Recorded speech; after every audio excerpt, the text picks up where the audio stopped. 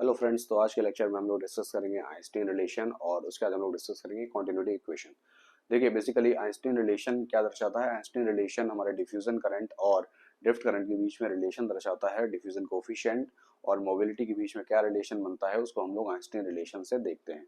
ठीक है, तो अगर हम लोग अपने सेमीकंडक्टर में कोई भी इलेक्ट्रिक फील्ड एक्सटर्नली अप्लाई करते हैं तो सेमीकंडक्टर मटेरियल का जो बैंड होता है, कंडक्शन बैंड हो या बैलेंस बैंड हो, दोनों ही बैंड्स में ग्रेडियंट जनरेट हो जाती है या फिर दोनों ही बैंड जो हैं वो हमारे जो है बेंड हो जाते हैं।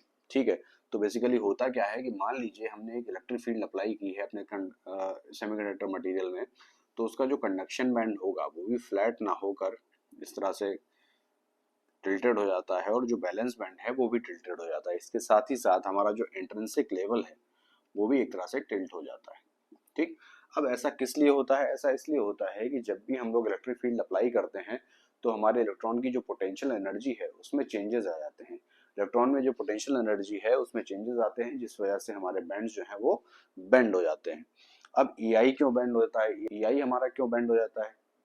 EI हमारा ग्रेडियंट EI में इसलिए जनरेट हो जाती है क्योंकि हमारा जो सेमीकंडक्टर मटेरियल है उसका जो बैंड गैप है वो तो कांस्टेंट ही रहेगा। ठीक है, तो हर पॉइंट पे क्या है कि कंडक्शन बैंड और बैलेंस बैंड की डिस्टेंस जो है वो तो कांस्टेंट ही रहेगी और उसी को कांस्टेंट रखने के लिए हमारा जो EI है उसमें ग्रेडियंट होती है।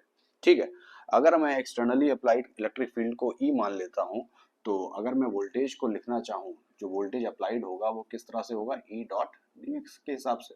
ठीक है, और यहीं से अगर मैं E निकालना चाहूँ तो dv अपॉन dx, क्योंकि x डायरेक्शन में हम लोगों ने इलेक्ट्रिक फील्ड को अप्लाई किया हुआ है। ठीक है, और इलेक्ट्रिक फील्ड और हमारे जो ग्रेडियंट है, हमारा जो इंट्रिंसिक लेवल का ग्रेडियंट है, या फिर हम लोग ग्रेडियंट लेते हैं इंट्रिंसिक लेवल का या फिर कंडक्शन बैंड का या फिर बैलेंस बैंड का, तीनों का मीनिंग एकदम ही सेम है। तो हम लोग रेफरेंस के लिए यहाँ पर इंट्रिंसिक लेवल का ग्रेडियंट ले लेते हैं और इलेक्ट्रिक फील्ड और उस ग्रेडियंट में बेसिकली ये रिलेशन होता है।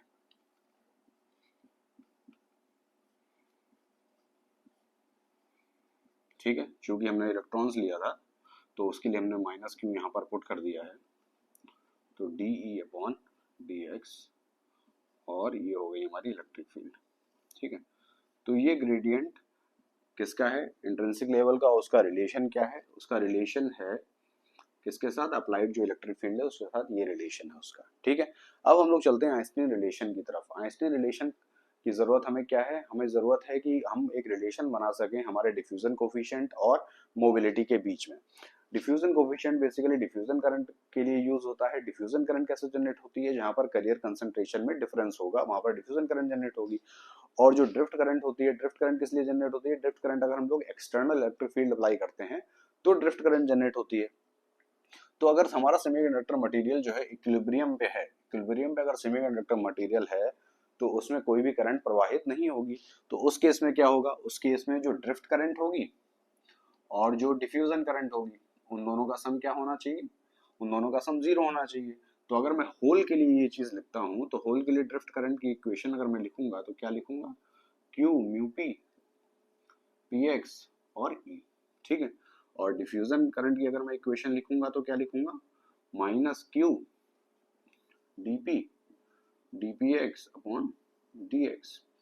अब यहाँ पर पी एक्स कैसे निकालेंगे हम लोग? तो पी एक्स के लिए हम लोग इक्वेशन पहले ही देख चुके हैं। पी एक्स निकालने के लिए या तो हम एन आई लिख दें या फिर हम पी आई लिख दें, दोनों ही चीजें इक्वल हैं। एन आई या पी आई लिख दीजिए आप, e की power e minus E F divided by K T. Simple, ये चीज हम लिख सकते हैं यहाँ पर। ठीक है, तो अगर मैं इन दोनों इक्वेशंस को ऐड करता हूँ और उसको जीरो कर देता हूँ तो हमें सिंपली क्या मिलेगा?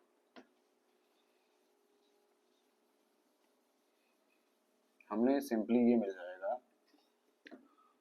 Q mu P P X E is equal to, या फिर माइनस लगा दीजिए, Q D P D X upon D X is equal to zero. ठीक है, तो क्यू को क्यू से काट दीजिए, mu P X E is equal to D P X upon D X. अब पी एक्स की वैल्यू को मैं पुट कर देता हूँ, तो पी एक्स की वैल्यू को मैं सिंपली यही पुट कर देता हूँ, तो डी पी और D upon D X, N I लिख दीजिए या पी आई लिख दीजिए, सिंपली चीज एक ही है क्योंकि हम इंट्रिंसिक मटेरियल ले रहे हैं। तो E to the power E minus E F divided by K T. ठीक है। अगर मैं इसको डिफरेंशिएट करूंगा तो मुझे सिंपली फिर से वही मिल जाएगा।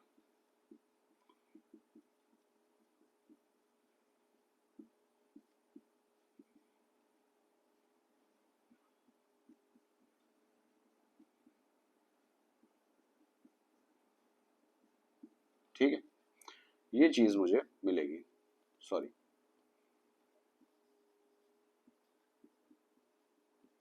और ये फिर से पी एक्स के बराबर है, तो पी एक्स को और पी एक्स को मैं यहाँ से कैंसिल कर सकता हूँ। और दूसरी चीज क्या है कि हमारा फर्मी लेवल जो है through out the material same रहेगा, यानी उसमें कोई ग्रेडियंट नहीं रहेगी, तो उसकी वैल्यू जो है वो जीरो हो जाएगी। तो ये यहाँ से कैंसिल हो गया, तो ये हो जाएगा mu P E is equal to D P upon K T और D E I upon D X. अब D P I upon sorry, अगर मैं इसकी वैल्यू निकालूं तो वो कितनी आएगी, उसकी वैल्यू मुझे यहाँ से प्राप्त होगी Q times applied electric field. ठीक है, तो Q टाइम्स अगर अप्लाइड इलेक्ट्रिक फील्ड प्राप्त हो रही है तो क्या हो जाएगा, म्यू पी के टी ई और डी पी इंटू क्यू और अप्लाइड इलेक्ट्रिक फील्ड। तो इसको कैंसिल कर देंगे हम लोग, तो डीपी की वैल्यू हमें सिंपली प्राप्त हो जाएगी म्यू पी के टी अपॉन क्यू। तो ये हमारा जो डिफ्यूजन कोफिशिएंट है डीपी और जो हमारी होल की मोबिलिटी है, उन दोनों के बीच में हमें रिलेशन प्राप्त हो गया है। अगर डीपी अपॉन म्यू पी को हम लोग कंसीडर करें तो डीपी अपॉन म्यू पी जो है वो हमारा मटेरियल किस टाइप का है, इंट्रिंसिक टाइप का है या एक्सट्रिंसिक टाइप का है, उस पर डिपेंडेंट ही नहीं है।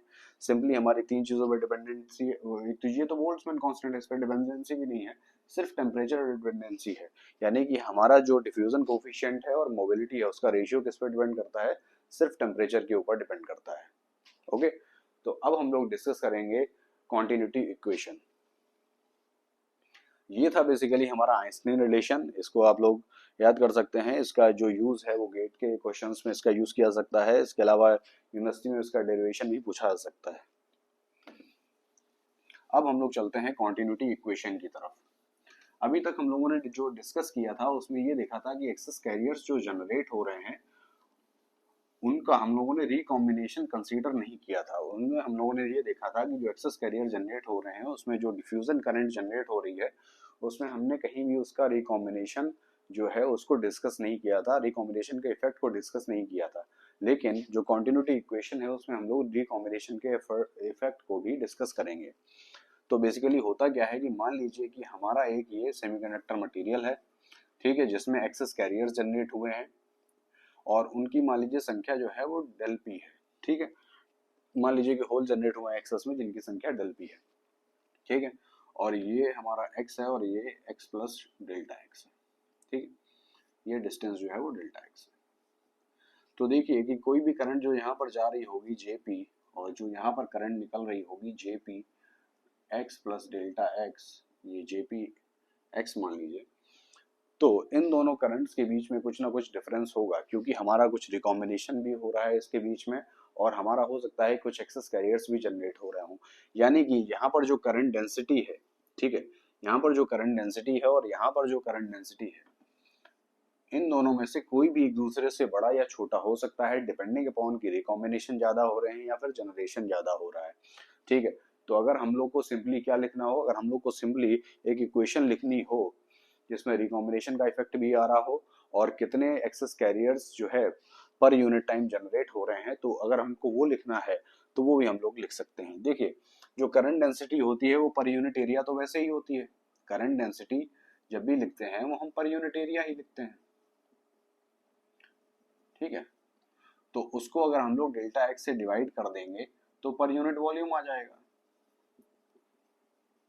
ठीक है, तो ये तो पर यूनिट वॉल्यूम आ जाएगा। ठीक, और अगर मुझे चाहिए है कि नंबर ऑफ चार्ज कैरियर्स कितने क्रॉस हो रहे हैं, नंबर ऑफ चार्ज कैरियर्स अगर हमें क्रॉस करने वाले चाहिए तो सिंपली हमको जे को किससे डिवाइड करना पड़ेगा, क्यू से डिवाइड करना पड़ेगा कि टोटल करंट डेंसिटी कितनी है और चार्ज कैरियर्स कितने क्रॉस हो रहे हैं, तो सिंपली जे को हम लोग को क्यू से डिवाइड करना पड़ेगा। ठीक है, तो अगर मैं मान लेता हूं कि हमारे एक्सेस कैरियर्स कितने हैं, डेल पी हैं, ठीक है, तो डेल पी के चेंज होने का रेट क्या हो जाएगा, डेल पी के चेंज होने का रेट सिंपली ये हो जाएगा। ठीक है, और मैं जेपी एक्स लिख देता हूँ, ठीक है, JP X plus delta x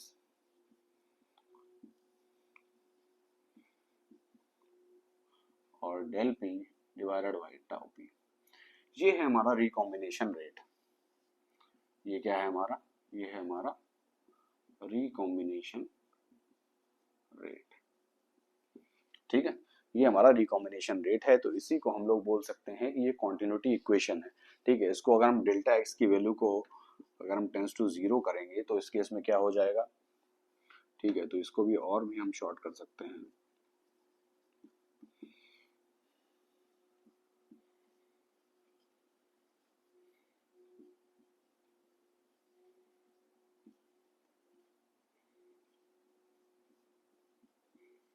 तो ये हमारी कॉन्टिन्यूटी इक्वेशन आ जाएगी किसके लिए, होल के लिए। ये कॉन्टिन्यूटी इक्वेशन किसके लिए है, होल्स के लिए है। अगर मैं इलेक्ट्रॉन्स के लिए लिखना चाहूँ तो कॉन्टिन्यूटी इक्वेशन, तो सिंपली मैं यहाँ पर n लिख दूंगा, dt लिख दूंगा, ठीक है। चूंकि इलेक्ट्रॉन है तो माइनस क्यू हो जाएगा, तो delta J N upon D X Q minus del P upon tau N, sorry del P नहीं होगा, डेल एन होगा, ठीक है। तो ये हमारी इलेक्ट्रॉन की कॉन्टिन्यूटी इक्वेशन आ जाएगी, ठीक है। अब हम लोग डिस्कस करेंगे डिफ्यूजन लेंथ।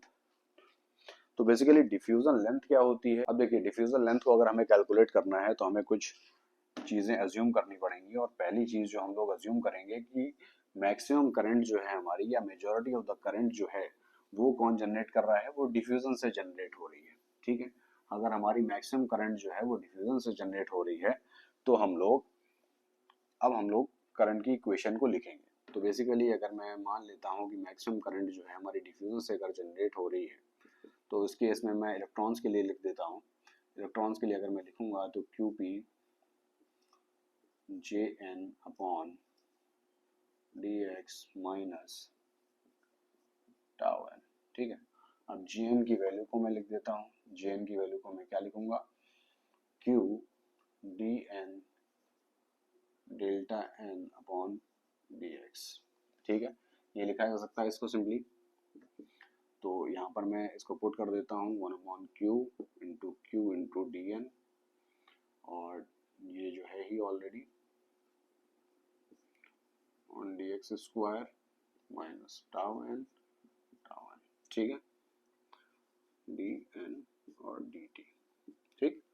अब क्यू को क्यू से मैं काट देता हूँ, तो बेसिकली हमको क्या मिल जाएगा, हमको मिल जाएगा D N square D X square minus tau N upon beta N D delta N upon D T, ठीक है। अब देखिए अभी भी हम लोग डिफ्यूजन लेंथ की तरफ नहीं पहुंच पाए हैं।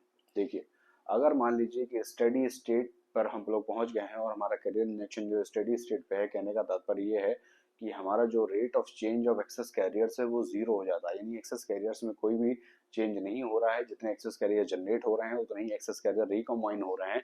तो उस केस में क्या होगा, उस केस में ये इक्वेशन जो है वो किसके बराबर हो जाएगी, जीरो के बराबर हो जाएगी। अगर ये इक्वेशन जीरो के बराबर हो जाएगी तो D N D X square is equal to delta N tau N, ठीक है। तो इसी को अगर मैं और सिंप्लीफाई कर देता हूं,